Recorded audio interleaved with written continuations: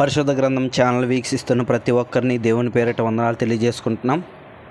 ప్రేమ, సంతోషము, సమాధానం సదా మీకు తోడైండి నడిపించునుగాక. నిన్నటి దినాన కీర్తన గ్రంథం 121వ అధ్యాయం చదువుకున్నాం. ఈరోజు కీర్తన గ్రంథం 122వ అధ్యాయం చదువుకున్నాం.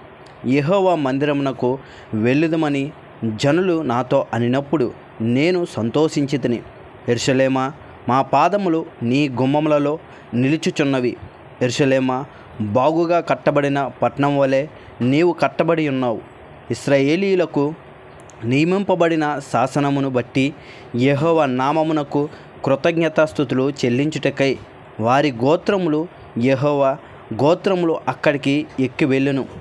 అచట న్యాయము తీర్చుటకై సింహాసనములు, దావీదు వంశీయుల సింహాసనములు స్థాపింపబడి ఉన్నవి.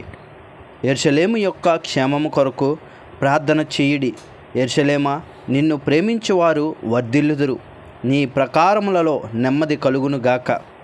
నీ నగరులలో క్షేమముండునుగాక.